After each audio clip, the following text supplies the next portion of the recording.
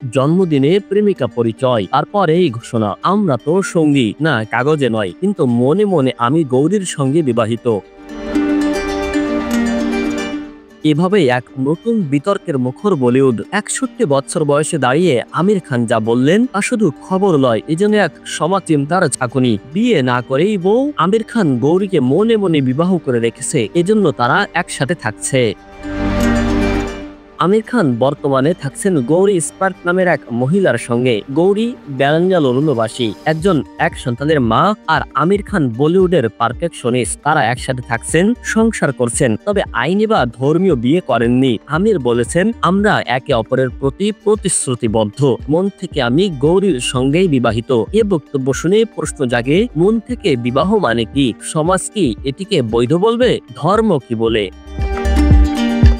আমাদের সমাজ ও ধর্মে অবস্থান গুরুত্বপূর্ণ। ইসলামে বিয়ের জন্য চাই দুই পক্ষের সম্মতি, সাক্ষী ও সামাজিক স্বীকৃতি। শুধু মন থেকে বিবাহিত হওয়াই কখনো বৈধ বিবাহ নয়। পশ্চিমা সমাজে লিভ ইন ট্রেন্ড স্বাভাবিক হলেও আমাদের উপমহাদেশে পরিবার, ধর্ম ও সমাজ আজও এমন সম্পর্কে সংবেদনশীল।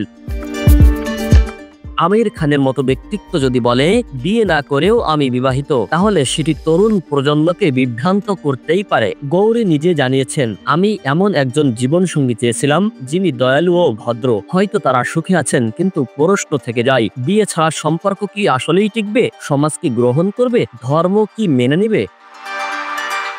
খ্যাতি, স্বাধীনতা, ভালোবাসা সবই প্রয়োজন, কিন্তু সামাজিক ও ধর্মীয় কাঠামোর বাইরে গিয়ে সম্পর্ক গড়লে তার ভবিষ্যৎ কতটা স্থায়ী? মন না সামাজিক স্বীকৃতি, কোনটা গুরুত্বপূর্ণ সম্পর্কের জন্য?